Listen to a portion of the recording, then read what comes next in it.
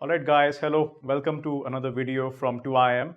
In this video, we'll be looking at the DILR syllabus. We'll be discussing what is often asked, what the split is amongst the topics, and a little bit of strategy, how you could maybe attempt these questions during the exam. So first off, there is no syllabus. There's no official syllabus is what I mean to say. We've seen this for VARC, we've seen this for quants, and we have seen this for DILR. CAT as such has no official syllabus for DILR. Our understanding of the syllabus is based on the previous year papers, based on past trends, and this understanding is more or less almost, foolproof. So our knowledge of the syllabus, like I said, is only empirical, but it's not theoretical. There's no such thing as a theoretical CAT syllabus. There's no official CAT syllabus. Now, DILR, as far as 2024 is concerned, had 22 questions, which were split into 3 questions of 4 marks each and 2 questions of 5 marks each. But these question marks here represent that there's no way of saying, well, this was DI, so it's always going to be DI. Or say if one of these questions was LR, then in the future it's always going to be LR. DILR could be split up between these two camps in whichever way they feel like it. So there's no way to predict that for certain that say next year in 2025, these will be LR, those will be DI, or there'll be 2 LR questions here and 1 DI question there. You can't say that. Nobody can say that. So like I said, we are in no position to say how the 22 questions are going to be split, or if there are going to be 22 questions come 30th November 2025. Okay, that could also change. So let's look at the syllabus that we have seen, that we have tried to classify into various subtypes. First, we have tables, so data is given in rows and columns. Mostly, you're expected to calculate averages, percentages, observe how a certain variable is changing over another variable. So something in the columns could be changing over the rows, or something in the rows could be changing across the columns. What is that change? Is it increasing? Is it decreasing? And so on and so forth. All right. So sales data of a company could be given across different regions or maybe across different years. And then you could be asked to compare how the data is changing. Up next, you have bar graphs. These could be horizontal or vertical. And these require, again, understanding trends, comparisons, growth rates. Bar graph questions generally test you on your understanding or your comfort with growth rates. So revenue comparisons across different products over time. Product X grew like this. The bar graph could be increasing or decreasing, or it could be going in any which way possible. And you have to make sense of it. So those are bar graphs. Then you have line graphs. So line graphs are your data points that are connected by lines. And these could indicate highs or lows or stock price movement over months, anything of that sort. Sometimes there can be a fusion between line graphs and bar graphs. Those kind of questions have also been seen. All right. These generally depict a continuous variable. For example, time. Then you have pie charts. Now these are nothing but your data given in a circular format. So you have a circle and the percentage of that particular variable or that quantity is given as the width of the pie, of the slice of the pie.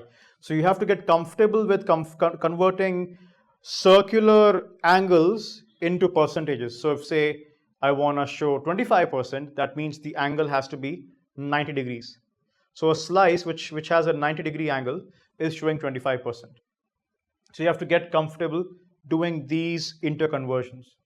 For example, market share distribution of a company or companies, market share distribution amidst companies, say market share of motorcycles in India. You could have Hero Honda Corp having say 12%. You could have Bajaj having say 10%. You could have Kawasaki having like a very small marginal 2 to 3%. So on and so forth. Caselets are becoming increasingly common nowadays in CAT. You have to be very careful about the textual information that's given. There are sometimes clues that are embedded in the sentence itself. So you have to get good at decoding what's given in a verbal format, in a verbal sentence, decode that into numbers, decode that, break that down logically and try to analyze what the sentence is talking about. So there could be a paragraph describing production details followed by a table of output. This is a very common question type nowadays in CAT. Like I said, you could have mixed graphs. I had mentioned bar and line graphs can be mixed. It's not just bar and line graphs. You could have a combination of these. And what they're trying to test is your ability to synthesize data from different sources, different formats. How good, how comfortable are you grasping the data presented to you across different formats, different charts, different types of charts. So sales and profit data shown in a dual axis chart is something that can be tested. It's an example, but questions can test you based on your understanding of mixed graphs. Then of course, no discussion of DILR is complete without talking about Venn diagrams. Venn diagrams are pretty straightforward. You'll have a bunch of circles, and so you could have quantity A, quantity B, quantity C. Like for example, a township, so people subscribing to the Hindu, people subscribing to Times of India, people subscribing to the Business Line, and then you have intersections, which means people who have subscribed to both, and you have different kind of intersections. So Venn diagrams are testing your understanding of, can you decode this Venn diagram? Are you able to understand the difference between people who only subscribe to the Hindu and people who subscribe to the Hindu? There's a difference, right? Let me know in the comments if you're able to catch that difference, okay? Or people who read Times of India and Hindu and people who read, say, all three. Such kind of questions, such kind of statements are tested, right? And then you have other formats. These are unconventional, these are rare, not often seen. You have scatter plots, radar charts, etc. Not very common, but they are tested from time to time. And that concludes your DI. And then we go to the logical reasoning section of your LRDI or DILR mega section. LR tests can be, or LR questions can be based on arrangements. There's, say, a bunch of chairs, say, so there could be clues given as to who's sitting next to whom, and then you have to piece together the entire arrangement. This can be linear, this can be also in circular format. All right. Up next, you have puzzles. Puzzles are becoming increasingly common. There's a very famous example called the Einstein puzzle. So there are like 6 people who have 6 different pets, who live in 6 houses of different colors, who eat 6 different types of food, belong to 6 different nationalities, piece together everything. And they'll give you clues to fill in the gaps, and then you have to make assumptions, make guesses, try to fit in, try to come up with information, or try to fill up the gaps in such a way that are consistent with all the information given to you. Sometimes there could be a unique solution, sometimes there can be cases.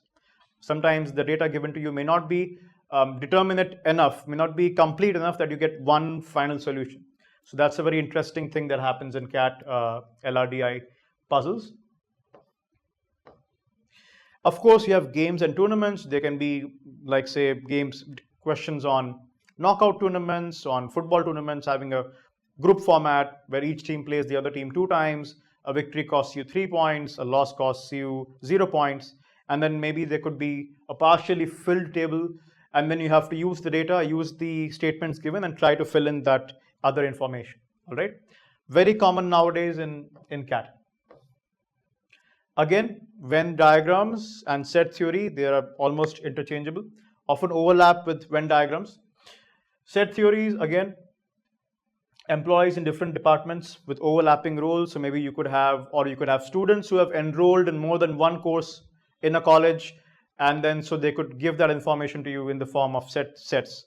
So it's up to you to draw the Venn diagrams and try to piece together which student is going to which class, or how many students go to which particular class. So these are also very common. And networks and flowcharts, they don't generally give you flowcharts as such, but you could be having network problems. Say there's a map, there's a train, there's a diagram or a map of train lines or metro lines in a city, and it's given to you that this train, a train running from, say, on the green line, stops at each station for 5 minutes, and the time it takes to go from one station to another is, say, 3 minutes. If A reaches platform F at say 10:50 a.m., what's the quickest he can reach to a certain destination? So things like that. This by the way was a previous year question. So things like that, these are not super common, but they do show up once or twice every 1 or 2 years. All right. Scheduling is very common, shows up every now and then. So there could be a timetable given to you with incomplete information. There are clues which help you fill in the gaps. So there could be, say, a doctor's office. There are patients coming in. You have to piece together how many patients the doctor saw that day. There was another question based on a visa office. There were 10 visa counters, some for Shenzhen, some for the UK, some for the US. And then they gave information on, well, there were only these many customers total who came for this particular booth, and so on and so forth. All right, so these are quite important and they're tested quite a lot. And finally, you have miscellaneous stuff like logic, like coding, like trying to figure out which two numbers are being multiplied, or they could give you two numbers that are being multiplied, but instead of writing them as 123 and 349, they could be like A, B, C and E, F, G or whatever. Then you figure out which alphabet corresponds to, which digit corresponds to which alphabet, stuff like that. They really go wild with miscellaneous if they have to. CAT has done that before. But again, these are rare and these are more common sense, more logic based. So there's a good chance that you can even crack these. Now, this is the breakup of the different types of questions that were asked over the past 7 years. This is our attempt at trying to classify them, trying to fit them into these neat little boxes. The truth is, over the years, CAT is distinguishing, or should I say the distinguishing line between LR and DI is getting blurred. So over the years, CAT is slowly blurring this line. The distinction between what can be a pure LI puzzle or a pure DI puzzle, that's gone. So all your sets that you would come across in the LI DI section would incorporate both. Would incorporate LR elements and would also have DI elements. So that's how it is. That's the direction in which CAT is headed. But if you look at the graph, like I said, scheduling is quite common. Tables are quite common. Bar graphs are common. Grids are common. Arrangements are significant. Venn diagrams are common. So this gives you a general idea of the kind of topics you need to at least be comfortable at or try getting comfortable at, and the ones which are being asked quite extensively. So scheduling is a major chunk. It's been asked quite a bit. Also, I find it funny that I'm basically doing a DILR set inside a video which is discussing the syllabus of DILR. So it's a little meta, which was interesting. I just wanted to point that out. All right. So what do we observe from all that we just discussed, the data and everything?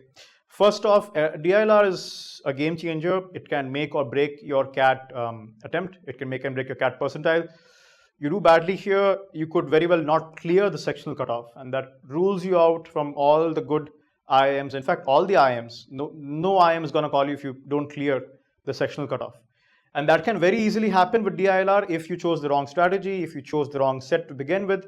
Things can go wrong very quickly in DILR. So you have to be careful. It's a game changer. You cannot be complacent with DILR. And the sets are getting less and less computation heavy and more logic and reasoning heavy. So gone are those days when they would give you questions such as a really huge table with a lot of numbers and figures, and you have to use calculation shortcuts to quickly reach to your answer. Those days are gone. All right, now it's more logic, more reasoning, being clever with your assumptions, being clever with the kind of cases that you choose and go for.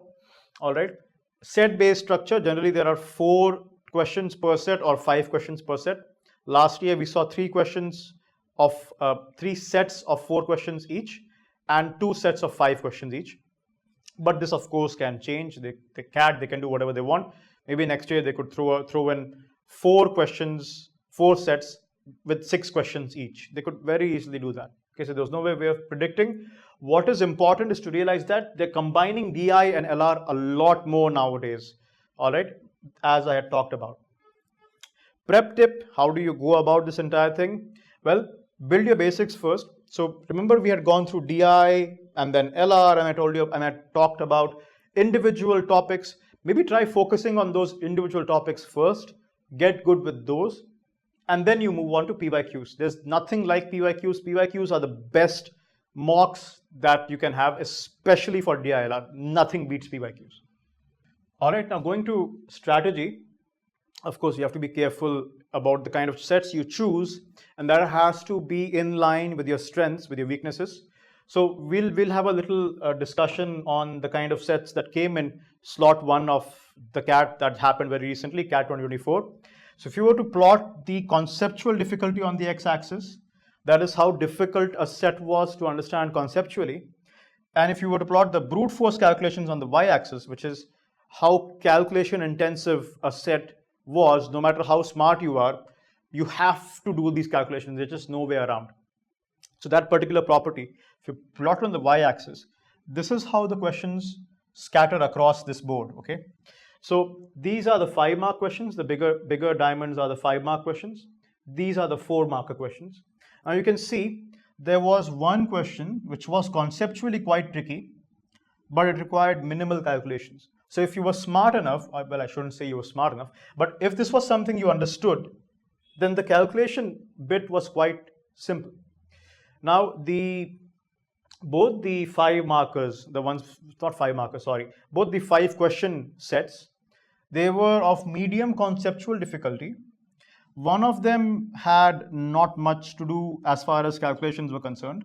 The other one was a little more calculation heavy, right? So this is how these questions are generally split. And then if you come to the lower end of conceptual difficulty, there were 2 questions which were not very difficult to understand from a conceptual perspective, but the brute force calculations needed was not too much, but there was some calculation that you had to do. So what I'm trying to say is, figure out what you're comfortable with. If you're okay with doing calculations, if you're not very comfortable with your conceptual understanding in that exam pressure, if you want to play it safe, maybe target these 2. That's 4 questions, 8 questions. You get that right, you are close to the 90 percentile. Or if you're somebody who backs your thinking skills in a high pressure situation, maybe you can go for this and try doing one of these or one of these. So the strategy ultimately lies with you, which is something that you have to devise, but you have to be clever about going about it.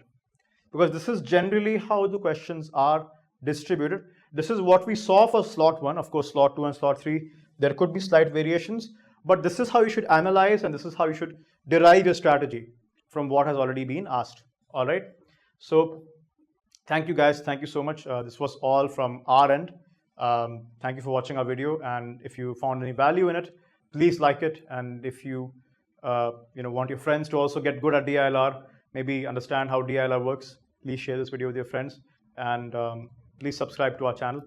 And thank you so much. I'll see you guys again.